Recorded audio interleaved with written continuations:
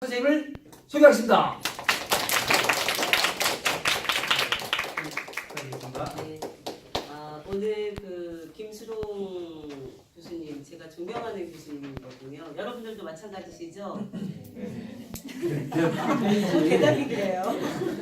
자, 쑥스러워요. 그리고 또 대한민국의 또 최고의 학교에 계시는 여러분들과 함께 오늘 특강을 하는 데서 저도 기쁜 마음을 달렸습니다. 먼저 이제 오늘 여러분들은 가구건류 시조 강독 수업 맞죠, 이 수업이? 그런데 시조라는 국문학 자체가 실제 노래를 부르기 위해서 널리 쓰여졌던 거였기 때문에 이제 지금 저처럼 노래를 하고 있는 사람들은 따로 노래를 하고 있지만 또 문학을 하시는 여러분들 국문학도들은 그냥 국문학만 보통 알고 있거든요, 별도로. 그래서 굉장히 연관관계가 깊기 때문에 좀 그거에 대해서 이제 제가 여러분들께 도움이 될 수 있을 것 같아서 교수님이 이제 특강을 말씀해 주셔서 오게 됐습니다. 먼저 교수님께서 던져주신 질문 중에 여러분들 제가 거꾸로 선생님이 가르쳐 주신 적이 없어도 한번 학생들이 워낙 수재들이니까 제가 질문할게요.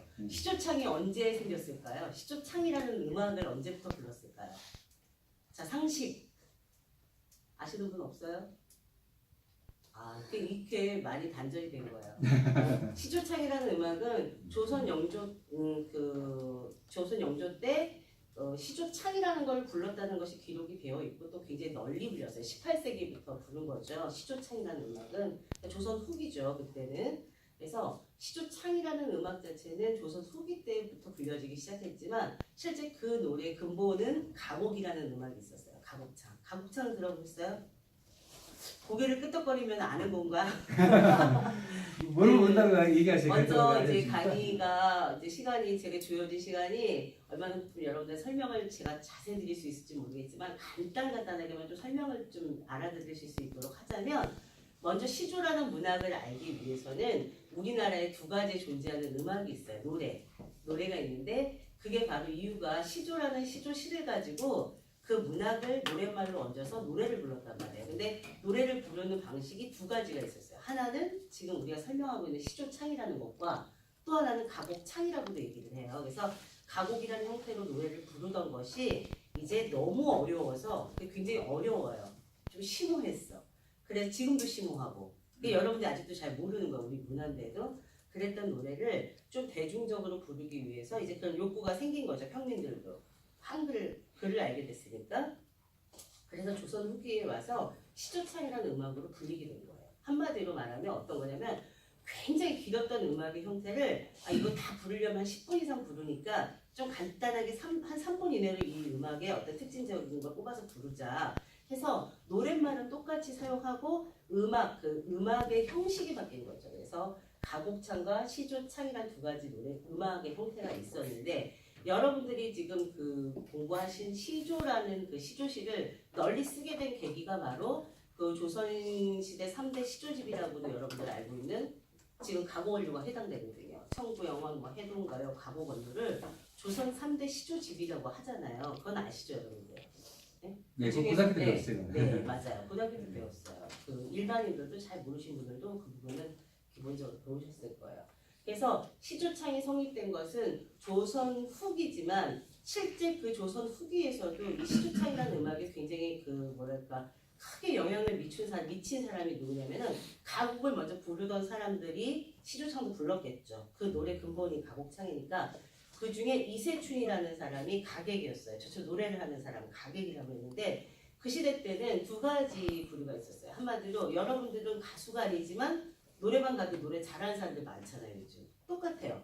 그 시대도 글을 읽고 이렇게 선비들이었던 평민들이었던 글을 알던 사람들은 기본적으로 자기들의 직업이 따로 있었지만 이거는 자기들이 어떤 그런 풍류를 하는 일상생활의 생활예술로 즐겼던 음악 중에 하나가 가곡이었어요. 그래서 그 중에 좀 저처럼 노래를 너무너무 잘하는 사람을 전문 가객이라 해서 멀리서도 이렇게 청에서 왔다리 갔다리 하는 거예요. 저도 어제 저는 동국대학교에 출간 공문학과 하는데 거기에 이제 저희 같이 학생들과 함께 공연하는 게 있어서 이제 그거 하고 이제 왔어요. 이렇게 장거리를 움직일 정도로 가객들은 좀 모셔갔단 말이에요. 큰 행사 같은 게 있으면 한마디로. 그렇게 움직이던 사람들을 가객이라고 칭했어요. 그래서 한마디로 전문 가객이라는 용어를 쓰긴 하지만 그 사람들이 그거를 밥을 먹고 사는 사람은 소수고 대부분이 다 여러분들처럼 자기 직업이 따로 있는 사람들이죠. 한마디로 글을 아는 사람들. 그런 사람들이 이제 그 가곡이라는 걸 불렀는데 그 이세춘야쌤이 굉장히 중요해요. 그 조선 영조 때 그 석북집이라는 책을 보시면 여러분 국문학을 하니까 석북집이라는 그 고서에 보면은 그 쓰여 있는 내용 중에 시조라는 단어가 나와요. 그럼 벌써 시조라는 음악의 형태를 부른 지가 벌써 그 18세기 썼지만 그 전부터 불러왔었다는 얘기예요. 그런데 그 시조가 불려졌던 게 가곡이 굉장히 이제 여러분들 좀 이따 설명하겠지만 가곡은 굉장히 느린 음악이에요. 굉장히 느린 음악이라서 그 음악을 좀 평민들이 편하게 부르기 위한 욕구로 인해서 점점점 본인들이 좀 표목해서 빨리 불렀단 말이에요. 여러 사람들이 다수가 부르다 보니까 그것이 조금 뭐라 그럴까 이렇게 획일적으로 이렇게 같이 부르기가 어려운 것을 이세춘이라는 사람이 이제 저처럼 노래를 좀 잘하고 좀 음악적으로 좀 영리했던 사람이겠죠. 그래서 그 사람이 박자를 장단법을 한마디로 정한 거예요. 자기가 만든 거야. 그 틀 안에. 부르던 어떤 음악의 특징은 같은 걸 그대로 살려서 그렇게 만들었기 때문에 보통 시조를 누가 만들었냐 그러면 저희들도 이걸 전공을 33년 했는데 보통 그냥 이세춘이 지었어요. 그러는데 이세춘이 지은 것이 아니고 이세춘은 저처럼 노래를 하던 사람인데 저도 지금 이 노래를 어떻게 하면 대중들이 좀 더 편하게 쉽게 배우고 따라 부를 수 있을까 고민을 하듯이 이세춘도 그런 사람 중에 하나였을 거라고 생각이 들어요. 그래서 장단을 정리를 한 거예요. 그래서 그렇게 해서 18세기부터 시조창은 정립이 돼서 이제 틀을 지금의 전승되고 있는 형태를 정립을 해서 전승되고 있구나라고 생각하시면 되겠습니다. 자, 그러면 두 번째 우리 교수님께서 저한테 주신 질문이 양반들 가운데서 얼마나 시조창을 즐겼냐라고 질문을 해주셨어요. 양반이라고 하면은 뭐 우리가 이제 조선시대 때 계급을 크게는 뭐 양반하고 천민 두 개로 나누지만 또 세세하게 나누면 네 개로 나누잖아요. 그렇죠, 여러분들? 양반, 그 다음 또 뭐로 나누죠? 중인, 그 다음에 상민, 그다음 평민, 그 다음 천민, 네 개로 나누죠. 그 중에서 중인 계층은 어떤 사람들 중인 계층이라고 했죠? 여러분들? 역관. 그렇죠. 지금으로 따지면 외교관들이나 또 뭐 여기 우리 연세대학교 의대가 있으니까 의사들이나 뭐 기타 등등 한마디로 지금 우리 고위관직에 가서 있는 뭐 이 청와대에 있는 딱 그 멤버 빼고는 전부 다 어떻게 따지면 그 사람들이 다 중인 계층이에요. 그럼 그 사람들은 소위 말하는 우리가 말하는 선비라고 얘기를 하죠. 선비. 왜? 글을 알아야 역관도 시험을 보고 뭐 의사 시험도 다 보니까. 그래서 우리가 말하는 선비라는 것은 꼭 관료를 해서 선비가 아닌 거잖아요. 글을 읽으면 선비라고 했어요. 그래서 이 음악은 그 글을 모르면은 할 수가 없었던 음악이었어요. 왜냐하면 첫 번째는 문학이 먼저 만들어지고 그 문학이 음악으로 발전을 했는데 그 음악을 또 널리 부르다 보니까 그 노래를 더 다양하게 부르기 위해서 더 문학을 많이 또 발전시킨 케이스거든요. 그래서 이 두 가지가 같이 동시에 더 발전을 하게 된 계기가 음악을 통해서 했다고 생각하시면 됩니다. 그러면 얼마나 즐겼냐고 하는데 대원군이 이 박효관이나 안민영이라는 가곡원료를 쓰신 분들을 후원했던 후원자예요. 그럼 대원군은 당대 어떤 사람이에요? 양반이잖아요, 양반. 그렇죠. 국가를 통치했던 그 왕의 아버지가 대리 청정을 했잖아요, 10년간. 그런데 그랬던 대원군이 이 음악을 향유했다는 거죠. 즐겼다는 거죠. 그리고 박효관이나 안민영이라는 사람은 말 그대로 주인 계층이라고 얘기를 하는데 뭐 박효관에 대해서는 정확하게 그 사람이 무엇이었다 이렇게 말은 서론이 있지만 정확하게 남아있지 않다고 하지만 그 많은 책을 썼다라는 것은 그 사람이 그렇게 여유로움이 있었다는 거죠. 누군가가 후원하지 않으면 그 음악을 예술을 할 수가 없었는데 그 사람이 만약에 그냥 뭐 천민계층이었다. 그러면은 쉽게 그렇게 많은 저술활동을 하거나 이러기는 어려웠을 거라 생각이 들어요. 그리고 그 가곡원료와는 굉장히 가까운 또 이제 그 관련된 것 중에 하나가 승평계나 노인계라는 것인데 그 계라는 말을 붙여서 우리 요즘 어른들이 요즘은 안 하는지 모르겠는데 여러분들도 그 우리 뭐 무슨 계 하자 이렇게 어른들 하는 얘기 옛날에 들어보셨죠? 그런 것처럼 모임 한마디로 이 음악을 즐기기 위해서 가곡이라는 음악이나 시주창을 즐기기 위해서 그런 모임을 만들어서 그 가단 활동을 한마디로 했는데 그 가단 활동이라는 것은 말 그대로 시를 쓰고 노래를 부르고예요. 동시에. 시만 쓰는 지금처럼 문학 뭐 협회 무슨 문학 무슨 회 이런 게만 있고 지금 우리처럼 노래하는 어떤 단체만 있는 것이 아니라 그게 동시에 발달을 했었던 거죠. 그래서 양반 계층이 얼마나 즐겼냐라고 얘기하는 거서 대형권이 후원을 했으니까 그 정도면은 뭐 엄청 했겠구나라고 생각하시면 되겠습니다. 그리고 또 하나는 그 이세춘이라는 사람이 그 활동하던 당시에 뭐 평양에서 무슨 뭐 회가변이 있다. 그러면 평양 감사가 회가변을 해도 서울만 있는 것이 아니라 전국에 있는 가게들이 전부 다 그곳에 모여서 초청 한마디로 가서 이 음악을 연주를 했을 정도로 널리 불렸어요. 그러니까 양반 계층이 얼마나 불렀을까 하는 것은 서로가 그 시비를 다툴 정도로 어느 정도였냐면 이 기록상에 남아있는 것 중에는 갑이라는 게 존재했으니까 그러니까 노래를 하는 노비를 뒀어요. 이유가 뭐냐면 그 선비들이 각 지역에서 자기 지역에서는 내놓으라 하니까 선비할 거 아니에요. 좀 먹고 살만 했는데 뭐 그야말로 농사하는 일하는 소작인들이 다 할 거 아니에요. 그런데 본인들은 뭐를 해야 되겠어요? 뭔가 즐겨야겠죠. 글 읽고 공부하고 그 다음에는 여가 생활을 한다라는 건 사실 정서적으로 그 굉장히 사람이 스스로를 평안하게 만들기 위해서 하는 거였기 때문에 조선시대 때 즐겼던 것을 대표적으로 풍류음악이라고 해요. 풍류음악이라는 것은 우리가 세상을 살면서 좀 더 멋스럽게 뭘 하나를 보더라도 뭐 아름다운 시로 쓴다던가 그것을 어떤 우리의 사람의 소리로 악기화해서 아름다운 소리로 소리를 낸다던가 이런 식으로 발전을 시키고 또 그림을 그린다던가 이런 것을 풍류라고 했는데 그런 풍류 문화 중에 대표적인 것이 바로 여러분들이 지금 동문학과지만 동문학도들이지만 배우고 계시는 시조창이라고 하는 그런 노래들이나 가곡창을 불렀습니다. 그래서 양반 계층에서는 굉장히 많이 불렀겠구나. 그러면 그 사람들이 자기들도 필요할 때는 항상 그 가곡을 청해서 듣고 싶었던 거야. 자기도 하고 있는데 자기는 그렇게 잘 안 돼. 이게 금방 안 돼요. 요즘은 노래 좀 잘하면은 그냥 바로 노래방 가서 이 기계 번호만 찍어도 내가 악보 볼 줄 몰라도 여러분들 웬만하면 따라 부르죠. 가사 보고. 그죠? 그런데 그때 당시에 그 음악을 그렇게 하기에는 가사를 보고도 좀 어려운 부분이 있어서 그것들을 좀 잘하는 사람을 그 마을에서도 좀 내놓으라는 가객들을 청해서 이렇게 음악을 듣고 즐기고 했는데 임금이 예를 들어 큰 잔치 때 장안에 있는 가객들도 다 청해서 또 데려가면 굉장히 지금처럼 KTX 타고 제가 빨리 갔다 오지 못하는 거리니까 시간이 많이 걸리겠죠. 가격이 좀 너무 많이 오랫동안 자기들이 청해서 듣지 못하니까 그때도 그 음악을 즐기기 위해서 집에 가비를 뒀던 거예요. 그래서 그 가비는 일을 노동을 안 하고 노래만 배웠어요. 노래만 배워서 이것만 수련하게 했던 거죠. 그래서 그 정도면 이게 많이 즐겼겠구나라고 생각이 드실 겁니다. 자 그러면은 이 뭐 직접 부르기와 감상은 이제 좀 수업을 하고 나서 제가 설명드리고 여성들도 즐겼냐라고 되어 있는데 사실 기록이라는 것에서는 어떻게 되어 있냐면요. 여러분들이 대체적으로 우리가 조선시대 때 여자는 아무것도 안 했을 거라고 생각하는데 그 고서에 보시면은 여자는 벼슬을 하지는 못했지만 공부를 할 수 있었죠. 아시죠 여러분들? 여자도 공부를 했잖아요. 다 글을 읽었어요.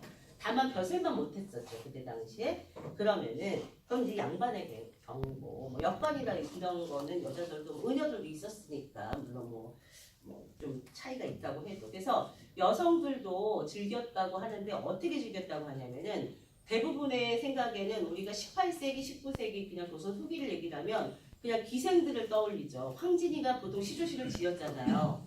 여러분들도 알고 있는 청살리 벽대수야 수의감을 자랑마라 하는 거 황진이가 지었죠. 황진이는 기생이었단 말이에요. 신분 자체가. 그러면 그 보통 기생들이 불렀다라고 얘기를 하는데 기생들은 당연히 불렀어요. 얘기들이 있으니까. 기생의 종류가 여러 가지가 있었어요. 그러면은 그 중에서 예술만 하는 기생이 있었어요. 한마디로 풍악을 울려주는 뭐 그런 악사들처럼 이렇게 예술만 하는 그런 기생들이 있었기 때문에 그 기생들은 앞다투어서 자기들이 얘기이기 때문에 어떻게 했어요?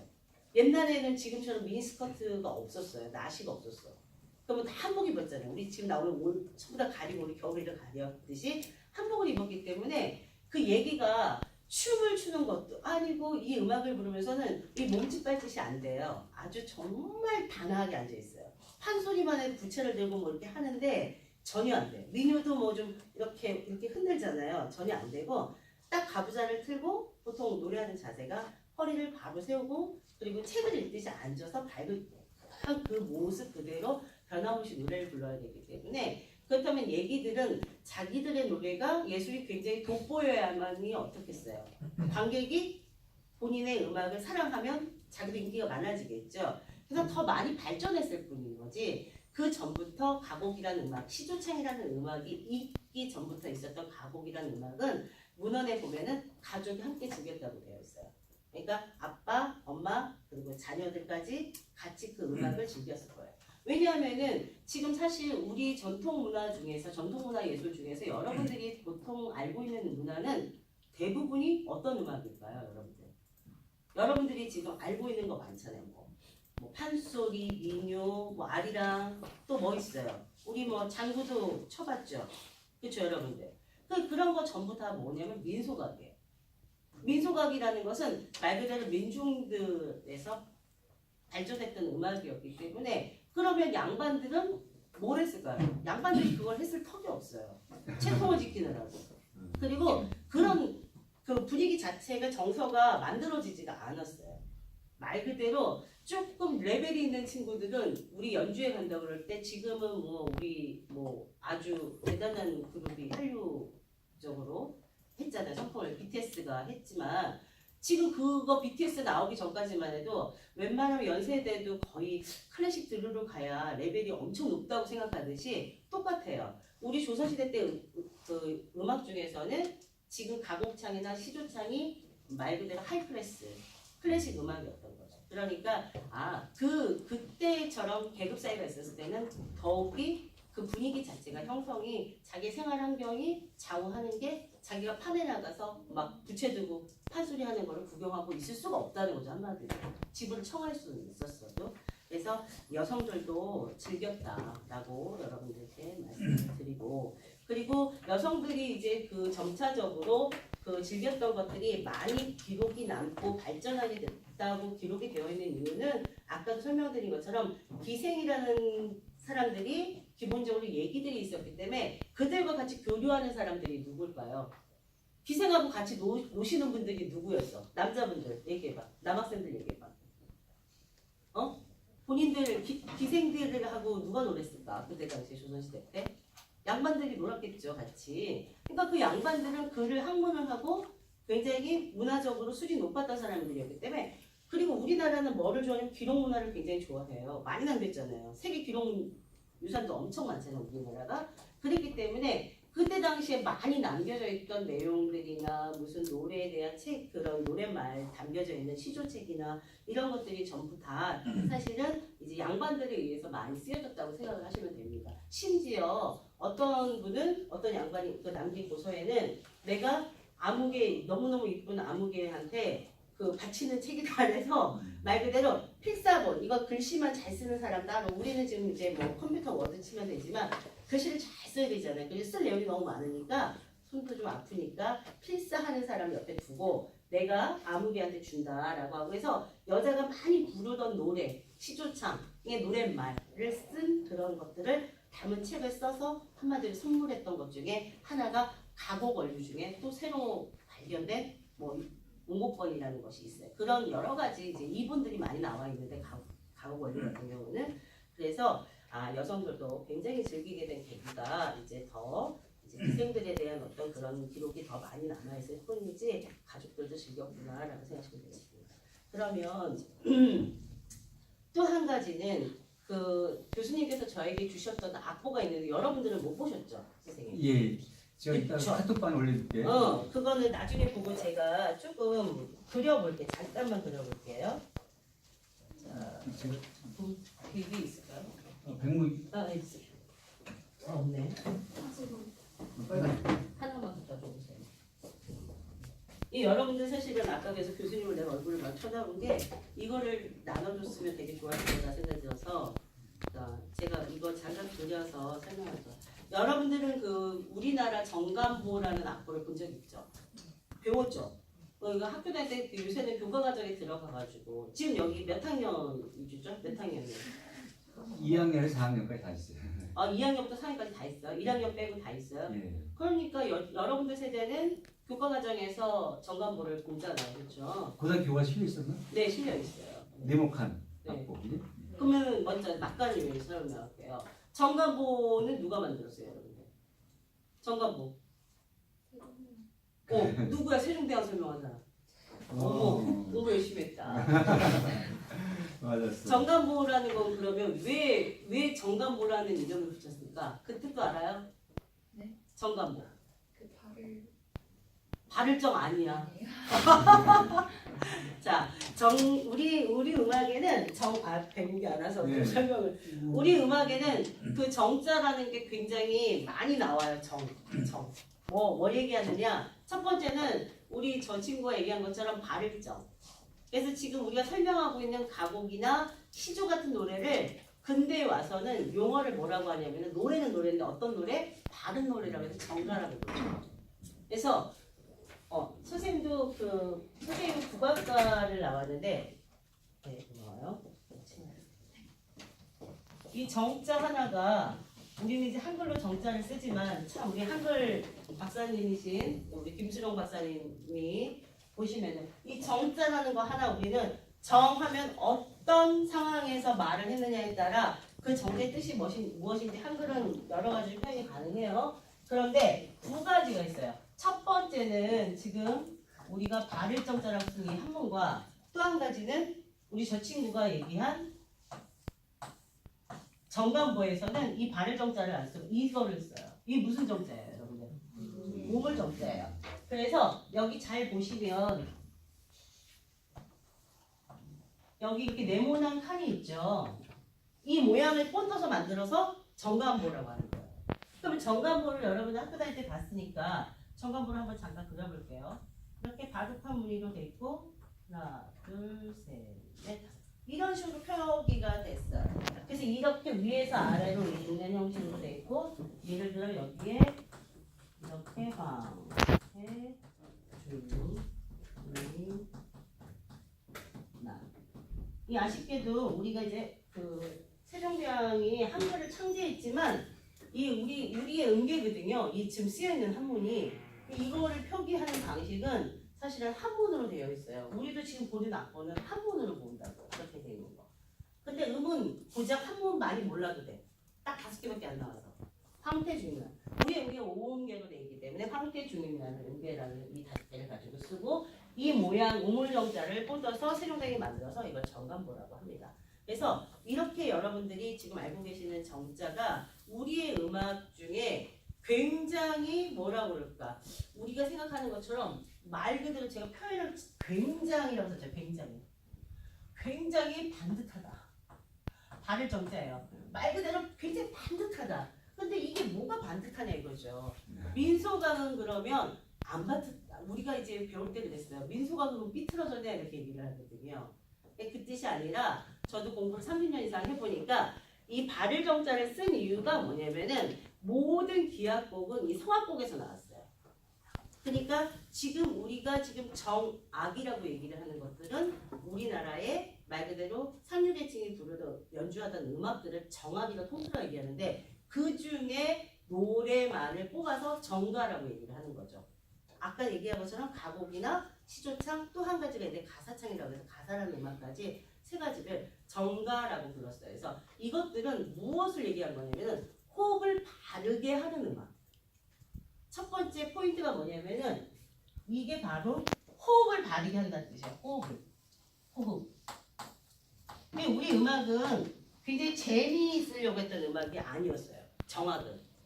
재미있으려고 한 게 아니라 말 그대로 품이 있고 우아하고 멋있게 자기에게 도움이 되게 하기 위해서 심신수양용으로 했던 음악이야.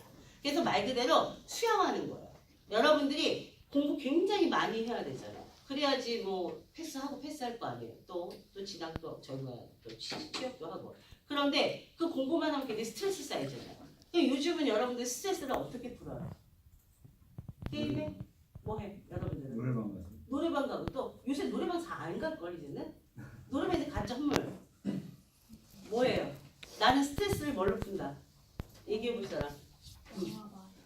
그렇지. 영화를 본다던가. 또 나는 굉장히 머리 복잡해. 그럼 뭐 해요? 자는 거. 또 중요해. 자야 돼. 잘 자게 생겼다. 또 아니 내가 스트레스 푸는 나는 스트레스가 없어? 전혀 못 느껴 스트레스를. 그런 사람 있어요?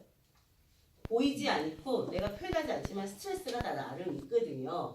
그런데 글을 읽던 사람들은 중간에 이 학업을 포기하면은 뭐를 못해. 관료로 나가고 싶은 사람은 과거국제 시험 봐야 되는데 이 못 외우면은 시험 못 봤어요. 그 과거국제 보러 가면은 그 많은 책을 다 읽고 딱 주제를 하나 던져주면 갖고 시를 써야 됐어요. 지금처럼 뭐 사진 이렇게 선다 하는 거 없잖아. 그때는 말 그대로 자기가 쫙 썼어야 됐어요. 그 주제 하나를 주면은 그게 바로 뭐냐면 시를 썼어야 됐단 말이죠. 한마디로. 그래서 늘상 생활 속에 선비들은 시가 가까이 있었어야 됐어요. 그렇기 때문에 이 내가 맨날 공부만 했던 거를 그냥 하늘천 따지 가무련 누루 이게 안 읽고 하늘천 따지 가무련 누루황 이 책 하나 읽는 것도 그렇게 은유를 붙여서 읽었단 말이에요. 그러던 것처럼 더 예술적으로 발전했던 것들이 바로 정가라고 하는 가곡이나 시조창이 됐던 거죠. 근데 그것이 바로 무엇이냐? 내가 늘 읽고 암송하고 있던 시나 또 내가 창작을 해야만이 또 뭐를 해? 한마디로 나중에 시험 보러 갔을 때 많이 연습이 되어 있겠죠. 제가 많이 작창을 해야지 써야만이. 그랬기 때문에 이 음악이 발달하게 된 계기가 바로 뭐냐면은 이 시조시 자체를 많이 쓸 수밖에 없었던 이유가 내가 이 음악의 형식은 만들어져 있고 거기에다가 내가 애우고 있는 시나 좋아하는 시를 얹어 부를 수도 있고 또 한 가지는 내가 창작을 해서 시를 써서 또 얹어 부를 수도 있게 열려 있었어요. 지금의 노래는 안 그렇죠. BTS가 히트친 곡이 뭐죠? 제목이? DNA잖아. DNA. 맞죠? DNA는 노랫말이 하나죠. 다르게 계산해서 부르지 않는 이상은 DNA 노랫말은 하나예요. 네. 그런데 가곡창과 시조창은 달라요.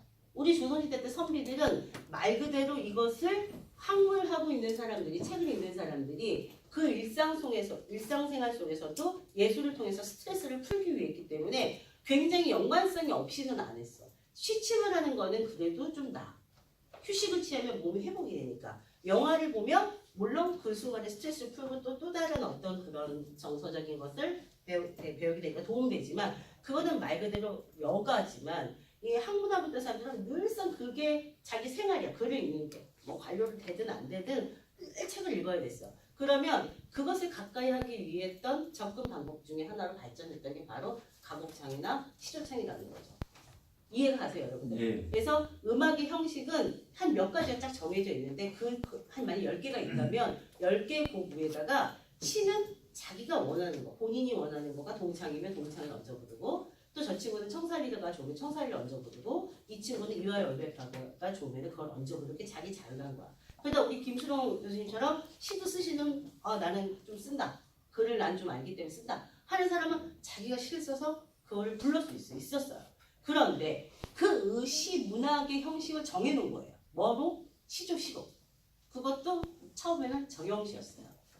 정형시라고 하는 거는 그 시조의 틀이 정해져 있죠. 여러분들 우리 시조시 할 때는 초장, 중장, 종장 배워봤죠. 그래서 3사, 3사, 3사, 3사, 3호, 4삼 이렇게 해서 돼 있죠. 그래서 그런 형식을 정해줘서 43글자에서 45글자 정도에 되는 시조시를 지어서 그걸 노랫말로 삼아서 불렀던 게 바로 가곡창이었고 그게 실천으로 발전했던 거죠. 자, 그러면은 우리 이제 악보 설명하려다가 쭉 이 정관보 얘기를 했는데 자, 한번 볼게요. 여러분들이 의문이 없어서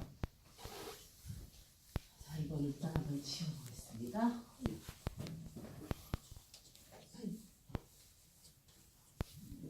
자, 교수님께서 저한테 주신 악보를 제가 잠깐 앞에만 좀 그려볼게요. 네, 보시면은 제가 빨간 점이 위아래 2개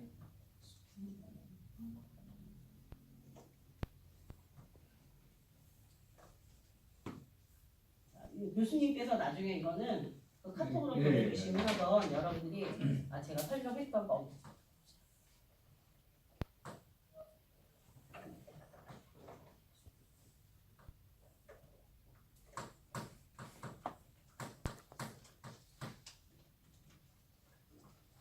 자, 이렇게 일단 이것만 볼게요. 여기 보시면은 앞에 글씨가 뭐라고 돼 있어요, 여러분들? 청살리. 우리가 시조시를 노랫말로 삼았는데 이 청살리 한음보, 청살리 벽계수야 수위감을 자랑마라 이렇게 음보를 나눠서 읽어요. 그런데 이 첫 번째 음보만을 이 노래로 부를 때 우리가 실청으로 부를 때 치는 장단법이 아까 누가 장단법을 정립을 다시 했다고 그랬죠? 첫 번째 제가 질문에 대답 강의 시작할 때 했던 게 그게 누구였어요? 이름이? 이세춘이라는 사람. 네. 이 사람이 바로 만든 정립을 한 박자가 바로 지금 이 모습이에요. 그래서 이 앞에 청살이라는 세 글자는 무조건 이렇게 박의 형태로 노래를 부르는 거로 정한 거예요. 그러면 이 표시가 무슨 표시냐?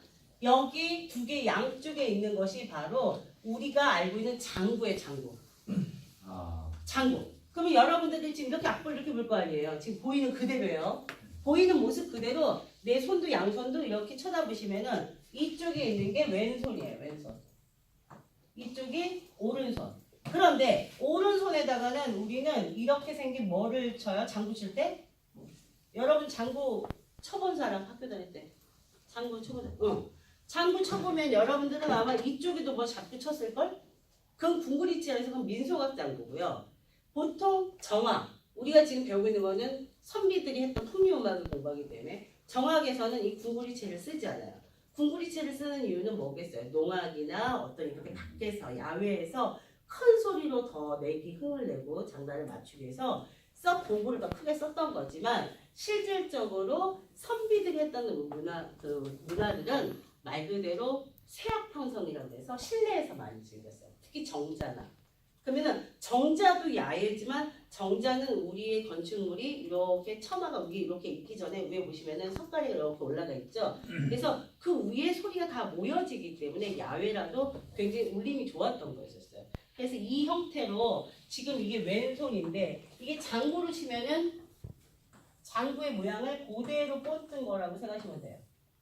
지금 이 형태가 지금 얘예요. 얘에서 여기에 점 하나 찍고 여기에 점 하나 찍어 놓다면 양쪽 손을 청사하는 동안은 동시에 치란 뜻인 거예요. 그래서 제가 이 점 두 개를 쳐보면 여러분들도 양쪽 여기가 되시면 그냥 위를 치셔도 돼요. 여기 두 손 들어보세요.